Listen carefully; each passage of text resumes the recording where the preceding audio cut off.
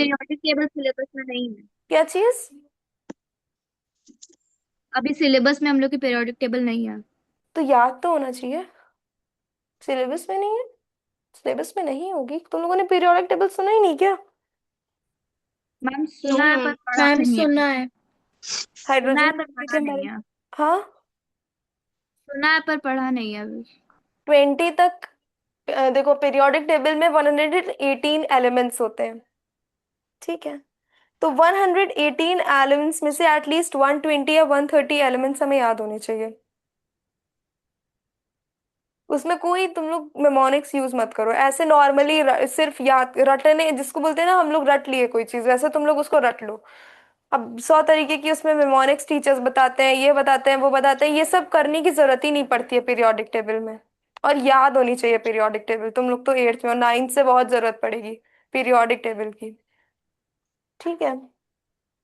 Okay ma'am. तो जैसे अब हमने बोला CO2, तो जब तुम लोग पीरियोडिक टेबल पढ़ लोगे तो उसमें तुम लोग पढ़ोगे सिंबल्स जो अलग अलग एलिमेंट्स है। जैसे हाइड्रोजन है, उसका H है, उसका सिंबल H है। हीलियम है, उसका सिंबल HE है। तो ये सारी, जैसे हाइड्रोजन है, कार्बन का सिंबल C होता है। तो जो हम मॉलिक्यूल्स अभी बोल रहे हैं, CO2, H2O, ये सारे मॉलिक्यूल्स हैं। तो ये सब कैसे बन रहे हैं? हाइड्रोजन, हाइड्रोजन को हम पूरा हाइड्रोजन टू और ऑक्सीजन ऐसे नहीं लिखेंगे। हम लोग उसके सिंबल्स को रिप्रेजेंट करते हैं। अब हाइड्रोजन का सिंबल H होता है, ऑक्सीजन का सिंबल O होता है, कार्बन का सिंबल C होता है। तो अलग अलग एलिमेंट्स का अलग अलग सिंबल होता है। ये जैसे कोई साइंटिस्ट है, कोई साइंटिस्ट के नाम पे उसका सिंबल रख दिया गया। ठीक है। तो सिंबल अलग अलग तरीके से रखे जाते हैं। मैम अब देखो, कार्बन डाइऑक्साइड का क्या होता है? CO2। CO2। CO2। ठीक है। तो molecule is the smallest unit of substance that exist independently and show all the properties of the substance. Molecule एक सब्सटेंस का सबसे छोटा पार्टिकल होता है जो उस सब्सटेंस को इंडिपेंडेंटली एग्जिस्ट करता है और सभी जगह पे अपनी प्रॉपर्टीज दिखाता है, जो भी उसकी प्रॉपर्टीज है। जैसे H2 है, ये एक वाटर का मॉलिक्यूल बना रहा है, मतलब लिक्विड है, तो सारी लिक्विड की प्रॉपर्टीज उसमें आ जाएंगी। Okay ma'am. अब उसके बाद काइनेटिक एनर्जी।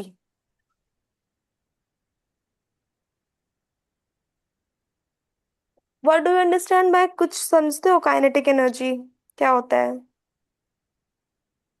Yes ma'am. बताओ। मैम मतलब जब एक टाइप से जब एनर्जी एक साथ रिलीज होती है तो उसे काइनेटिक एनर्जी कहते हैं। देखो, काइनेटिक एनर्जी या फिर sorry, kinetic theory, kinetic energy बोल रहे हैं, फिजिक्स का टॉपिक है। हाँ, काइनेटिक थ्योरी ये है केमिस्ट्री में। ठीक है, काइनेटिक थ्योरी इसी चैप्टर में है। और इसका नेक्स्ट टॉपिक था, मतलब एटम्स एंड मॉलिक्यूल्स के बाद जब लाइट आ जाएगी ना, तो अभी हम एटम्स एंड मॉलिक्यूल्स एक बार पढ़ा देंगे। उसके बाद नेक्स्ट टॉपिक है kinetic energy. Kinetic energy, sorry, kinetic theory. Kinetic theory of matter states that all matters are made up of tiny particles. Kinetic theory जो है मैटर की, वो ये स्टेट करती है, देखो कोई भी थ्योरी है तो वो कोई ना कोई प्रिंसिपल बताएगी, कोई ना कोई उसकी लाइन होगी, कुछ ना कुछ बताएगी थ्योरी। साइंस में बहुत सारी थ्योरी, फिजिक्स में तो बहुत सारी थ्योरीज दी गई हैं, इसमें भी दी गई है काइनेटिक थ्योरी। तो काइनेटिक थ्योरी में matter, kinetic theory of matter ये स्टेट करता है कि जितने भी स्टेट्स हैं, मैटर के जितने भी स्टेट्स हैं, वो किससे बने हुए हैं? टाइनी पार्टिकल्स से बने हुए हैं, जिसको हम लोग एटम्स और मॉलिक्यूल्स बोलते हैं। और वो कंसिस्टेंटली मूविंग है, मतलब वो मूव करते रहते हैं पूरा टाइम। ठीक है। तो the kinetic theory of matter states that all matter is made up of particle. सारे मैटर पार्टिकल्स के बने हुए हैं। काइनेटिक एनर्जी क्या बताती है, काइनेटिक थ्योरी ऑफ मैटर क्या स्टेट करती है कि जितने भी पार्टिकल्स हैं, ओ सॉरी, जितने भी स्टेट ऑफ मैटर है वो पार्टिकल्स से बने हुए हैं और वो कंटिन्यूसली मूविंग है, कंटिन्यूसली मूव कर रहे हैं, they are continuously in motion. चाहे वो सॉलिड के पार्टिकल्स हो, चाहे वो लिक्विड के पार्टिकल्स हो, चाहे वो गैस के पार्टिकल्स हो, जिस भी कोई भी स्टेट का पार्टिकल है वो कंटिन्यूसली मूवमेंट करता है। ये kinetic theory of matter state करती है। तुम लोगों को स्टेटमेंट लिखने को आएगा, state the kinetic theory of matter. तो ये लिखना पड़ेगा, kinetic theory of matter states that Matter is made up of tiny particles called atom and molecules, and the particles are constantly moving, they are in motion. ठीक है, इतना तुम लोग को स्टेट करने पे मार्क्स मिलेगा।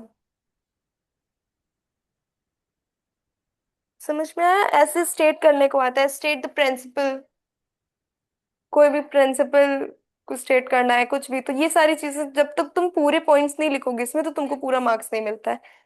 अब इसके पार्टिकल्स की स्पीड किस पे डिपेंड करती है? टेम्परेचर पे डिपेंड करती है, कि कोई चीज का टेम्परेचर कितना ज्यादा है और कोई चीज का टेम्परेचर कितना कम है। The come. Speed of these particles increases when temperature increases. इसके पार्टिकल्स की स्पीड टेम्परेचर जब बढ़ेगा तब बढ़ेगी, और अगर टेम्परेचर कम होगा तो स्पीड कम रहेगी। समझ में आया? Yes ma'am. कोई कुछ बोल रहा था? मैम। बोलो, किसी को कोई डाउट? हाँ नो मैम, मैम। अगर ये जो टेम्परेचर है वो माइनस में रहेगा तो भी मॉलिक्यूल्स मूव करेंगे? हाँ, वो तभी भी वो हमेशा मॉलिक्यूल्स मूव करेंगे। अगर आइस है, टेम्परेचर माइनस में है, लेकिन उसके भी पार्टिकल्स मूव कर रहे हैं। ओके। एक मिनट, कुछ समझ में आ रहा है वर्बली? समझ में आया काइनेटिक थ्योरी बिना यस मैम। लिखे?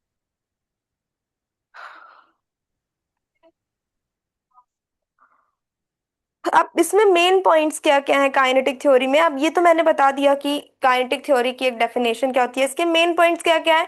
Matter is made up of tiny particles, पहला पॉइंट। अगर पॉइंट में लिखने को आ गया तो this is the first point, कि मैटर के बहुत छोटे मैटर बहुत छोटे पार्टिकल्स से बना होता है। These particles are always in motion. इसके पार्टिकल्स हमेशा मोशन में होते हैं। स्टेटमेंट लिखने की जगह अगर तुम लोग को आ गया स्टेट द काइनेटिक थ्योरी, तो तुम लोग इसको पॉइंट्स में भी लिख सकते हो। Shanvi, what are you doing? Ma'am लिख। जो हम बोल रहे हैं वो लिख रही हो? यस मैम, शॉर्ट में लिख रही थी। अरे वो अभी हम पढ़ा देंगे, वो हम इस पे लिख देंगे, तब लिख लेना। अभी पढ़ाएंगे फिर से, इतना इतना ज्यादा स्पीड में? हम्म।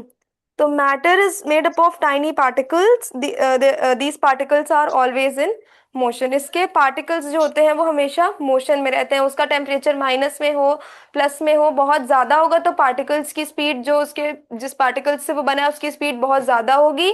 अगर टेम्परेचर कम होगा तो उसकी स्पीड डिक्रीज हो जाएगी। लाइट आ गई है क्या?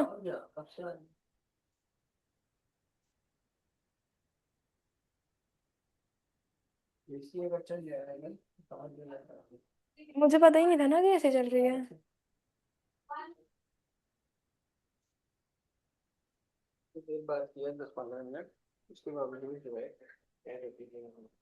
कौन सा?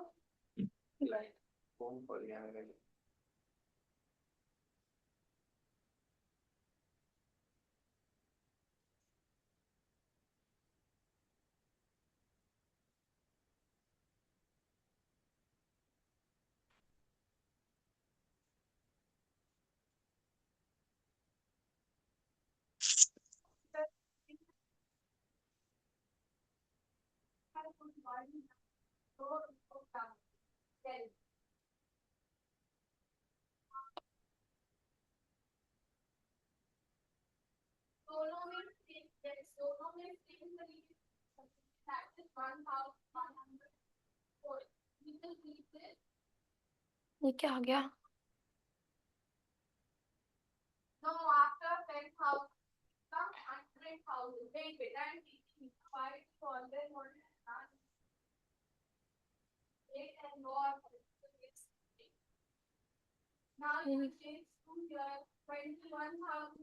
ठीक है, इलेक्ट्रॉन का स्ट्रक्चर समझ में आ गया? Yes Yes. Ma'am. Proton clear हुआ, न्यूट्रॉन और इलेक्ट्रॉन? Yes ma'am. ठीक।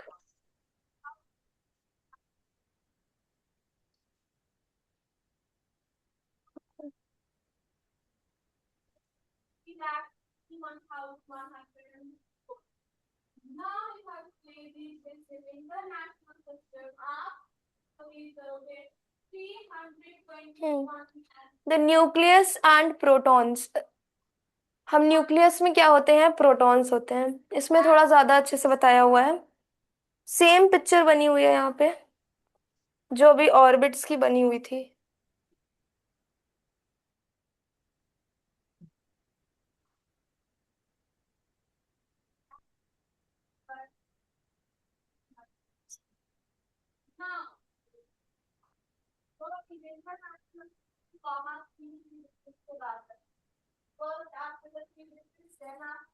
देखो सेम चीजें इसमें बताई गई हैं। एटम के बारे में बताया जा रहा है कि न्यूक्लियस में एटम प्रेजेंट होता है। The nucleus is the dense positively charge centre of an atom. ये पता है जो न्यूक्लियस हमको दिया हुआ है ना, ये बहुत अंदर है, बहुत डेंस है, और बहुत इसमें कंडेंस फॉर्म में सारी चीजें प्रेजेंट होती हैं। Which is the sub atomic particle carrying a positive electrical charge. अब न्यूक्लियस में ये जो प्रोटॉन्स प्रेजेंट हैं, ये जो रेड कलर से हमको दिखाए गए हैं, ये प्रोटॉन्स Yes, हैं। ठीक है, protons are positively charge particles, और इनका चार्ज पॉजिटिव होता है, और 1 AMU वेट।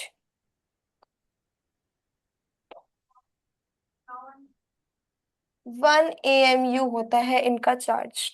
उसके बाद neutrons, particles that contain no charge. Neutron का कोई भी चार्ज नहीं होता है, ये जीरो, इसका जो चार्ज होता है वो जीरो, मतलब कोई चार्ज नहीं होता है। इनकी वैल्यू क्या होती है, जीरो होती है, इसलिए उनका कोई भी चार्ज नहीं होता है। ये न्यूट्रल होते हैं। ठीक है, प्रोटॉन्स आर ऑलवेज न्यूट्रल, ना ये पॉजिटिव होंगे ना ये नेगेटिव होंगे।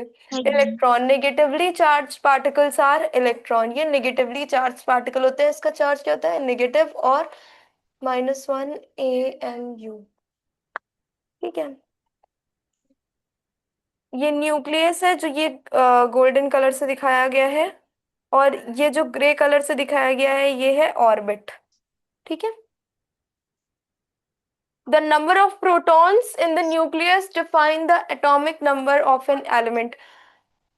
देखो, जितने भी प्रोटॉन्स न्यूक्लियस में प्रेजेंट होंगे यही बताएंगे किसी भी एलिमेंट का एटॉमिक नंबर। हमने बताया ना, hydrogen, helium, lithium, beryllium, boron, ये सारे पीरियोडिक टेबल में आते हैं, और इन सब को हम लोग एलिमेंट्स बोलते हैं। तो एलिमेंट्स का मास नंबर और एटॉमिक नंबर होता है, तो इनका एटॉमिक नंबर इनके प्रोटॉन से पता चलता है। मतलब जितना ज्यादा, जितना भी इनके न्यूक्लियस में, जैसे हाइड्रोजन के एलिमेंट में जितना प्रोटॉन प्रेजेंट होगा वही वो उसका एटॉमिक नंबर होगा। कार्बन जो हमारा एलिमेंट है उसके न्यूक्लियस में जितना प्रोटॉन प्रेजेंट होगा उतना वो उसका एटॉमिक नंबर होगा। समझ आया? okay, ma'am. Yes yes ma'am. जैसे कि मान लो कार्बन है, कार्बन के एटम में कुछ प्रोटो जितना भी दिया होगा प्रोटॉन, वो उसका एटॉमिक नंबर होगा। तो कोई भी एलिमेंट आप 1 से 18 तक, 1 से 118 तक जितने भी एलिमेंट्स प्रेजेंट होते हैं पीरियोडिक टेबल में, उसमें से आप कोई भी एलिमेंट ले लोगे, जितने प्रोटॉन्स उसके न्यूक्लियस में प्रेजेंट होंगे उतना ही उसका पीरियड एटॉमिक नंबर होगा। जब हम पीरियोडिक टेबल याद करते हैं तो एलिमेंट्स के साथ साथ हम मास नंबर और एटॉमिक नंबर भी याद करते हैं। ठीक, Okay, ma'am. अब है न्यूट्रॉन्स। क्या नहीं किया, कर तो दिया। शानवी का तो अच्छा है। शानवी, तुमने साइंस का पेपर नहीं दिया था क्या? मैम दिया था। हम आपसे कह रहे थे, आपने हमको शानवी की कॉपी शायद नहीं भेजी थी क्या? हम आपसे कहे थे कि शानवी पेपर करी है, आपने कहा नहीं करी है। देखिए, किसी और नंबर से भेजा था क्या इसने? किसी और नंबर से तुमने भेजा था क्या? यस मैम, मम्मी के नंबर से भेजा था। किसी और नंबर, तभी आप, ऐसा नहीं करना चाहिए। आगे से जो नंबर आपका रजिस्टर्ड हो उसी नंबर से आप भेजिएगा, ठीक है? Okay ma'am. क्योंकि फिर मिलता नहीं है, मतलब आगे पीछे हो जाता है ना, जब नंबर रजिस्टर्ड नहीं होता उससे भेजते हो तो। न्यूक्लियस का मतलब हमने बता ही दिया है, न्यूक्लियस हमने ये भी बता दिया, न्यूक्लियस होता, सॉरी, न्यूट्रॉन का मतलब हम बता चुके हैं। अब ये सब जो one up quack to up quack लिखा हुआ है ना, ये सब तुम लोग के काम का नहीं है। सिर्फ इतना कि वो निगेटिव, जीरो चार्ज होता है उनका, और वो न्यूट्रॉन वो न्यूट्रल होते हैं। तो न्यूट्रॉन आर सब atomic particles found with in the nucleus along with proton. ये प्रोटॉन्स के साथ पाए जाते हैं, इनको भी हम लोग सब एटॉमिक पार्टिकल्स बोलते हैं। Unlike protons, neutrons carry no electric charge. जैसे कि प्रोटॉन है, न्यूट्रॉन वैसा नहीं है, न्यूट्रॉन का कोई भी चार्ज नहीं होता है। Neutron carry no electrical charge making them neutral. इनके पास कोई भी चार्ज नहीं होता है, इसीलिए ये न्यूट्रल कहलाते हैं। Neutral, neutral, neutral. Their primary role is to provide stability to the nucleus by contracting the repulsion between protons। अब इनका रोल क्या होता है जब इसमें कोई चार्ज नहीं है, तो उसका क्या रोल होगा? प्रोटॉन का तो ये रोल था कि वो जितना प्रोटॉन होगा उतना उस एलिमेंट का एटॉमिक नंबर होगा। प्रोटॉन का क्या रोल है? ये एलिमेंट के अंदर जैसे प्रोटॉन है, वो क्या कर रहा है?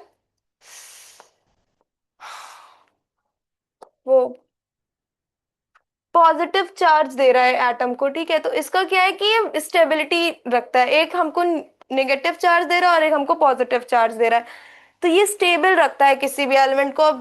पॉजिटिव चार्ज भी मिल रहा है, नेगेटिव चार्ज भी मिल रहा है, तो किसी को स्टेबल भी तो रखना पड़ेगा। तो न्यूट्रॉन का क्या रोल है कि वो एलिमेंट को स्टेबल रखता है, ठीक है। स्ट्रक्चर दिख रहा है ना? ये न्यूट्रॉन रेड कलर से बना हुआ है, प्रोटॉन ग्रीन कलर से बना हुआ है। ये जो देखो, हम तुम लोग को बता रहे थे ना कि कई सारी शेल्स होती हैं, आटम है, इसकी सेल्स बनी हुई है। इस सेल का कुछ के शेल, पी ऐसे एल शेल, अलग अलग शेल्स का अलग अलग नाम होता है। इसके बाद भी शेल्स होती है, कई सारी शेल्स होती हैं। शेल्स आप लोग को पढ़ाई जाएंगी, उसके बेसिस पे न्यूमेरिकल्स होंगे, ठीक है। न्यूट्रॉन्स क्लियर है? Yes ma'am. Yes ma'am. Electrons and orbitals.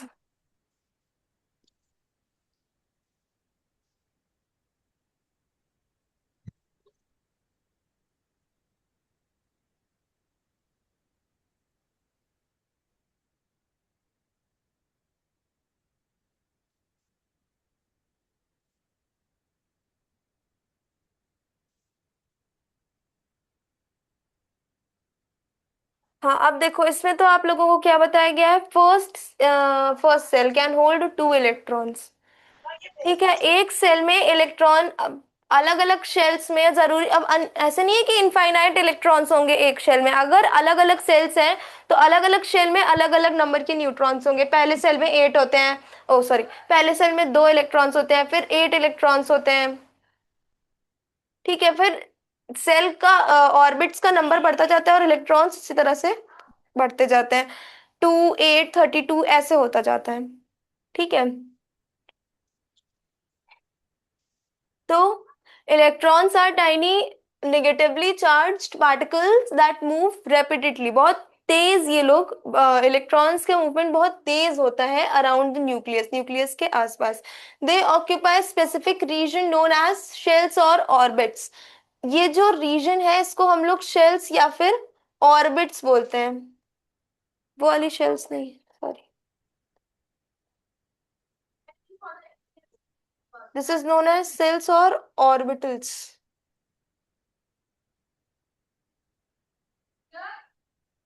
ठीक। Because their mass is negligible compared to proton and neutron, they contribute very little or total mass to the atom। देखो, क्योंकि इनका जो मास होता है न्यूट्रॉन इलेक्ट्रॉन का, ये -1 होता है, ठीक है। तो ये ऑलमोस्ट निग्लिजिबल होता है।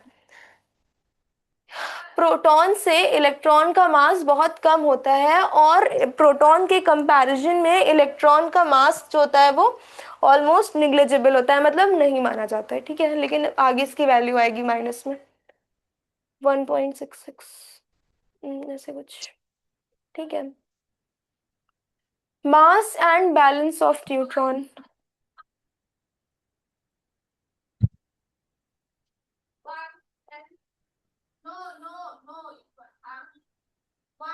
An atom is a electrically charged neutral because the number of positively charged protons equal to the negatively charged proton. देखो हम लोग इसको न्यूट्रल बोलते हैं. एटम इज न्यूट्रल क्योंकि प्रोटॉन का mass is equal to the proton का mass और इलेक्ट्रॉन का मास इक्वल होता है. ठीक है, मतलब ये चीज है कि वो निग्लिजिबल होता है, प्रोटॉन ऑलमोस्ट निग्लिजिबल होता है, लेकिन अगर हम देखें कंपैरिजन में तो प्रोटॉन का मास और न्यूट्रॉन का मास इक्वल माना जाता है. जब हम लिखते हैं ना तो सेम होता है, बस प्रोटॉन पॉजिटिव होता है और इलेक्ट्रॉन के आगे नेगेटिव लग जाता है. इलेक्ट्रॉन की अलग वैल्यू होती है, प्रोटॉन की अलग वैल्यू होती है, और इलेक्ट्रॉन के पहले नेगेटिव लगता है और प्रोटॉन के पहले पॉजिटिव लगता है. The total mass of an atom is concentrated in the nucleus. जो भी एक एलिमेंट का टोटल मास है या फिर जो भी एक एटम का टोटल मास है वो कहाँ कॉन्सेंट्रेट होता है? न्यूक्लियस में कॉन्सेंट्रेटेड होता है, which consist of protons and neutrons. Nucleus में क्या हो रहा है, क्या पाया जाता है? प्रोटॉन्स और न्यूट्रॉन्स पाए जाते हैं. Together these particles determine the mass number of the atom. और इसको हम लोग टुगेदर क्या बोलते हैं? मास नंबर बोलते हैं एटम का. मतलब जो मास प्रोटॉन और न्यूट्रॉन से मिल रहा है उसको हम लोग क्या बोलते हैं? मास नंबर बोलते हैं. और जितने नंबर ऑफ प्रोटॉन्स होते हैं एक एटम में उसको हम लोग एटॉमिक नंबर बोलते हैं. समझ आया? एक्सक्यूज मी मा- मैम. हाँ. मैम ये जो हर एटम रहता है उसमें हर इलेक्ट्रॉन प्रोटॉन अलग अलग नंबर्स में रहते हैं. हाँ, हर इलेक्ट्रॉन और प्रोटॉन अलग अलग नंबर्स में रहते हैं. देखो जो इलेक्ट्रॉन होता है उसके तो नंबर्स चेंज नहीं होते हैं. जैसे हर एलिमेंट में इलेक्ट्रॉन के नंबर नहीं चेंज होंगे. इलेक्ट्रॉन के नंबर शेल्स के अकॉर्डिंग होते हैं. जैसे पहली शेल में 2 इलेक्ट्रॉन्स होते हैं, दूसरी शेल में 8 इलेक्ट्रॉन्स होते हैं.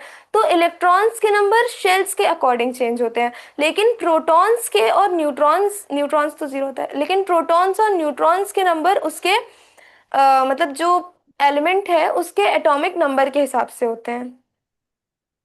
Okay ma'am. ठीक है.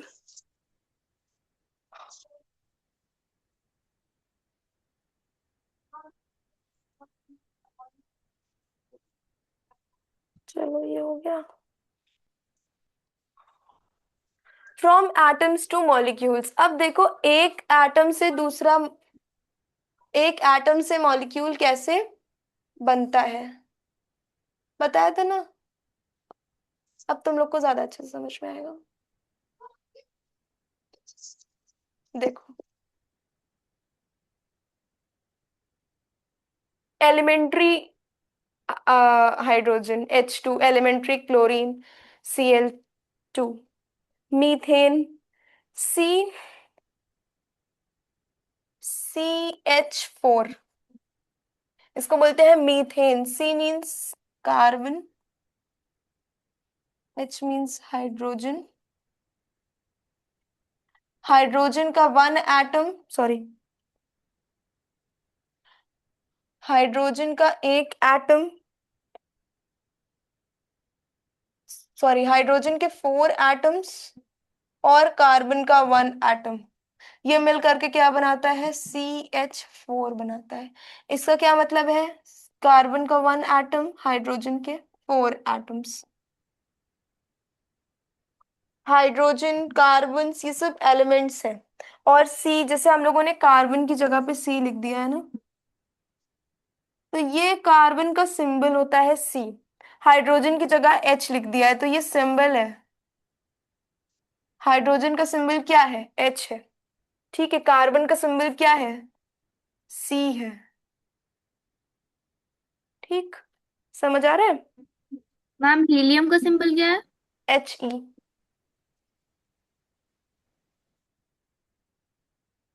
मैम ये जो 1 AMU था वो प्रोटॉन का वेट था. मास था. ओ,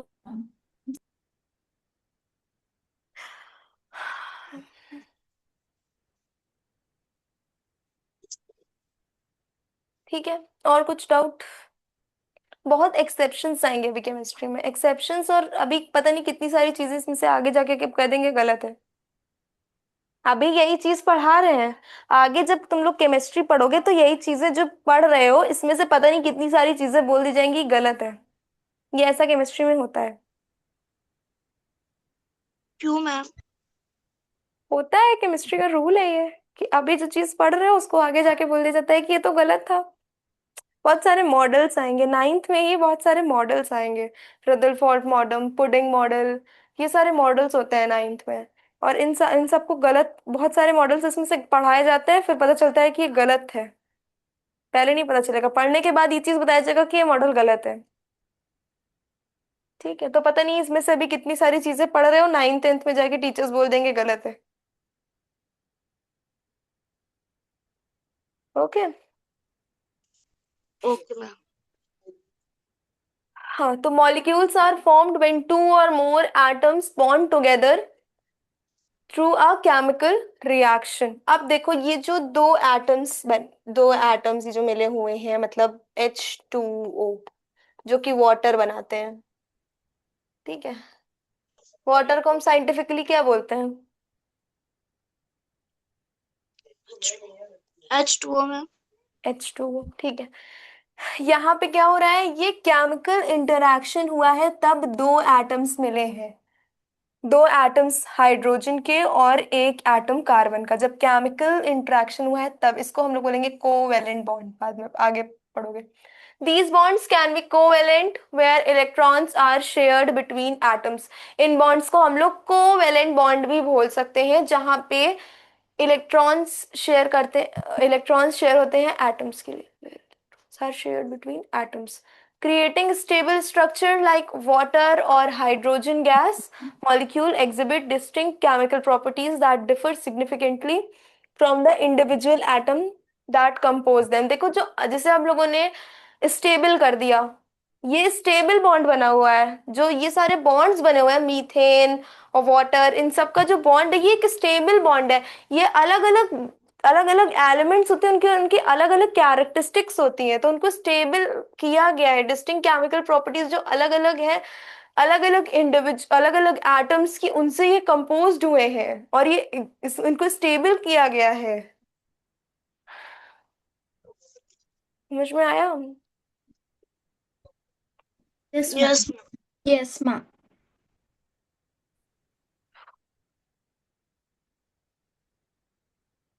next is understanding ions and charges. अब देखो अलग अलग चार्जेस होते हैं, एनायन, कैटायन, ये सब, और निगेटिव आयन, ये सब होता है। ठीक है, ions are atoms or groups of atoms that gain or loss electrons. Ions में देखो, ions are group of atoms, ions are atoms or groups of atoms. Ions जो होता है वो एटम होता है या फिर ग्रुप ऑफ एटम होता है, मतलब कई सारे एटम होते हैं जिन्होंने इलेक्ट्रॉन गेन किया होता है या फिर लॉस किया होता है। जिन्होंने गेन किया होता है उनको हम लोग क्या बोलते हैं? Positively charged electron. और जिन्होंने लॉस किया होता है वो होते हैं negatively charged electrons, resulting in a net electrical balance. इससे क्या होता है कि उनका जो नेट इलेक्ट्रिकल बैलेंस होता है, जो नेट चार्ज होता है, उसमें रिजल्ट आता है, कम होता है, ज्यादा होता है। ये क्या बना हुआ है फालतू में? क्वार्क क्वार्क, ठीक है। देखो, मैटर है ये, मैम दिखाई रूल नहीं दे कैसे रहा पहले सर। आ गया? क्या चीज दिखाई नहीं दे रहा है? ये बताओ पहले, मॉलिक्यूल कैसे आ गया, एटम आना चाहिए।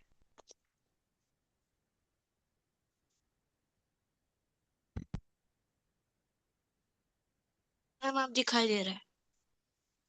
ठीक है, मैटर, मॉलिक्यूल, एटम। अब एटम में क्या क्या है? एटॉमिक न्यूक्लियस है और इलेक्ट्रॉन की शेल है। ठीक है, एटॉमिक न्यूक्लियस में क्या क्या है? प्रोटॉन है और न्यूट्रॉन है। इलेक्ट्रॉन में क्या, इलेक्ट्रॉन शेल में क्या है? इलेक्ट्रॉन्स है। प्रोटॉन और न्यूट्रॉन कहाँ प्रेजेंट है? न्यूक्लियोनस में प्रेजेंट है। स्पेलिंग गलत है। ठीक, ये इसका फ्लो चार्ट दिया हुआ है, बता सकते हो तुम लोग ऐसे कहीं एग्जाम में समझाने के लिए आ जाए तो। A positive ion or cation occurs when electron are lost। जब इलेक्ट्रॉन का लॉस होता है तब क्या होता है? सॉरी, हाँ, थोड़ा सा मैं हो गई थी, कंफ्यूज हो गई थी। जब इलेक्ट्रॉन का लॉस होता है तो क्या बनता है? पॉजिटिव आयन बनता है। Sorry for that. When electron are loss, जब हम देखो कोई भी एटम इलेक्ट्रॉन का शेयर होता है, ठीक है? जब कोई भी एटम इलेक्ट्रॉन शेयर कर रहा है, मतलब दे रहा है किसी को, जब इलेक्ट्रॉन एक एटम या हाँ एक एटम दूसरे एटम को दे रहा है या एक एलिमेंट दूसरे एलिमेंट को दे रहा है, तो उसको हम लोग बोलेंगे पॉजिटिव आयन या फिर कैटायन। जब इलेक्ट्रॉन का लॉस होता है तो हम लोग उसको क्या बोलते हैं? इलेक्ट्रॉन के लॉस को क्या बोलते हैं? Loss of electron is known as,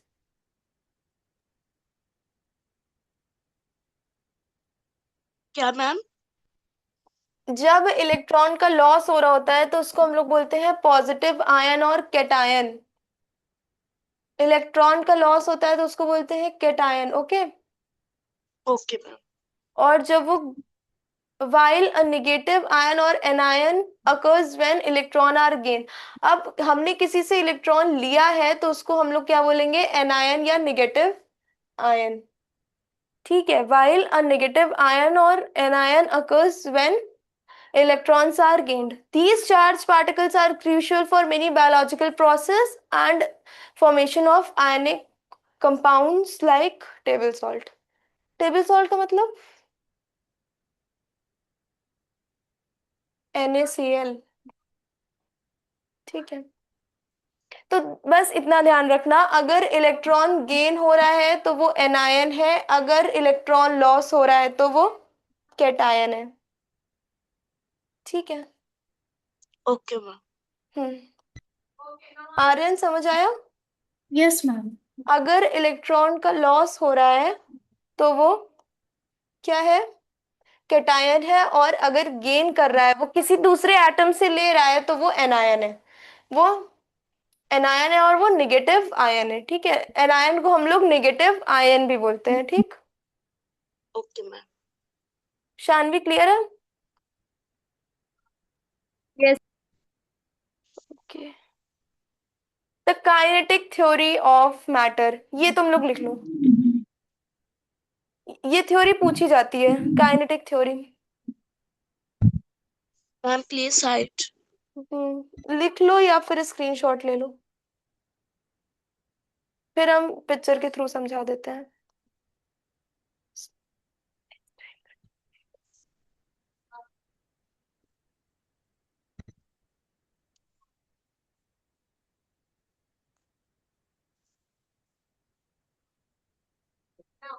ये लिख रहे हैं ना, थ्योरी है ना ये तो,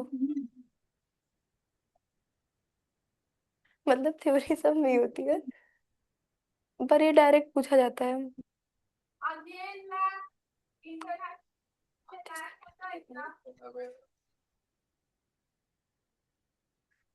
सुबह समय से याद आता, कल समय से याद आता, सुबह से बात कर लेगी, कभी हम फोन करेंगे, बीवी कभी फोन करेंगे, आखिर में बात की, कहीं शाम को आएंगे, हस्बैंड को बात करेंगे, बात करा, 15 मिनट बात करी, कहीं 3-4 दिन बताता है, नहीं हो रहा है। क्लास ले चुके हैं। वेरी गुड, नहीं होता। पिछली बार मैं चल गया था, सब लेके क्लच बंद कर दी, बीच में पैसा भी रिफंड नहीं हुआ। मैम सब डन। एक जैसे हो गया। लिख लिया तुम लोगों ने? लिख लिया? No ma'am.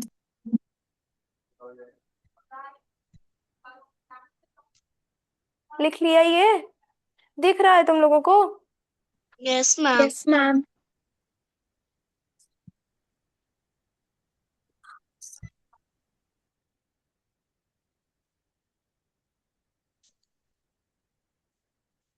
जल्दी लिखो।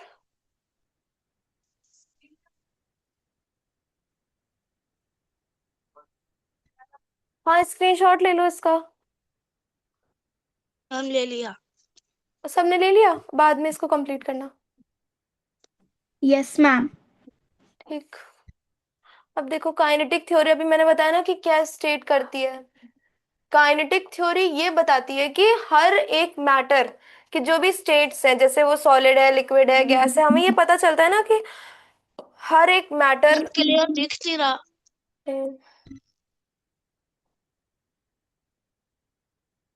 ठीक है,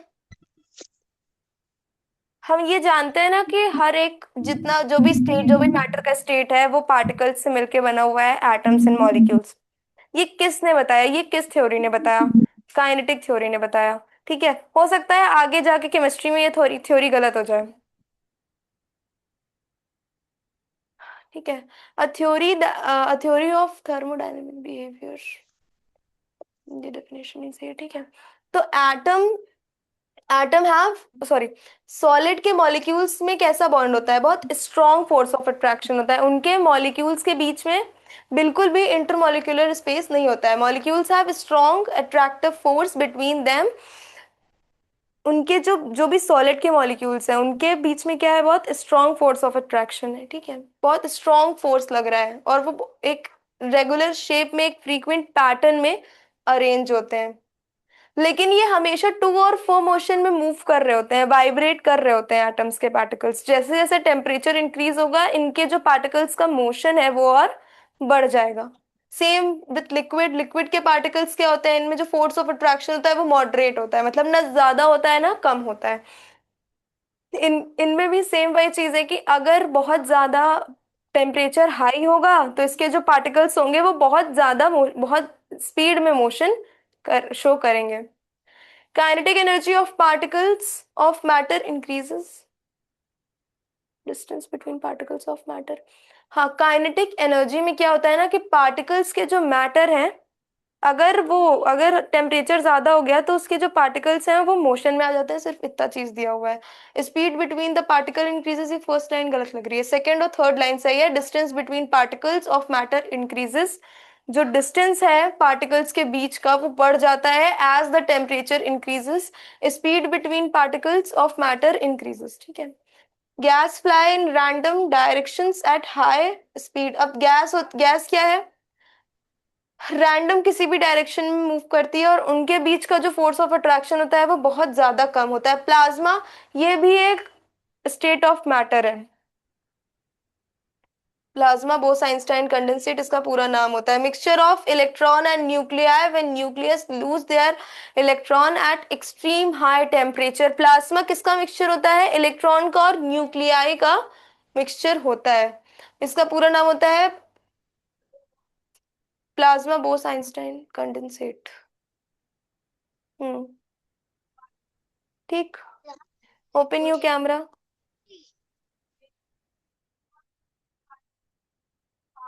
कैमरा ओपन करो शानवी। काइनेटिक थ्योरी अभी मैंने बताई थी, वही है काइनेटिक थ्योरी की।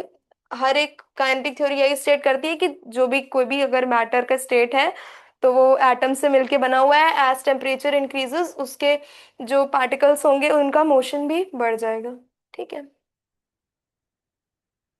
समझ में आई है kinetic theory? Yes ma'am. Yes ma'am. Aryan yes समझ में आया? यस। अब यहाँ बताया है कि काइनेटिक थ्योरी अप्लाई कैसे करनी है।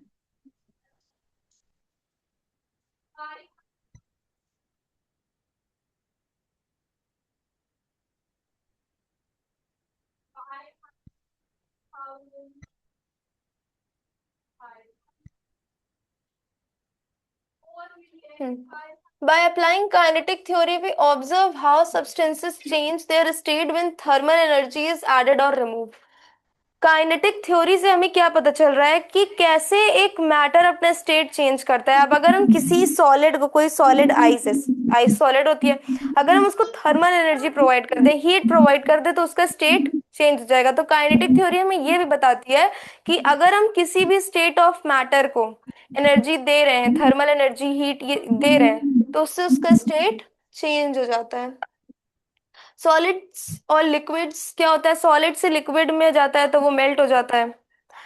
सॉलिड से डायरेक्ट अगर गैस हो गया तो सब्लिमेशन हो जाएगा। तो ये सब किसकी वजह से हो रहा है? काइनेटिक थ्योरी के एप्लीकेशंस की वजह से हो रहा है। अगर हम कोई चीज का टेम्परेचर बढ़ा रहे हैं तो उसका स्टेट चेंज हो जा रहा है। समझ में आया? काइनेटिक थ्योरी के एप्लीकेशन अगर हम पढ़ेंगे तो उसमें क्या होगा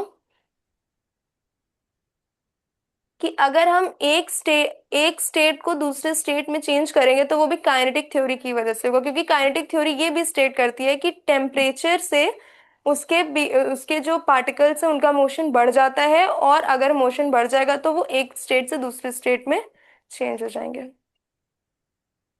ठीक, yes Okay, ma'am. Kinetic theory तक समझ में आया? Yes Yes, ma'am. ma'am. Okay, okay, thank you. इसके आगे हम लोग कल कंटिन्यू करेंगे। Right, ma'am. Okay, okay bye ma'am. Bye.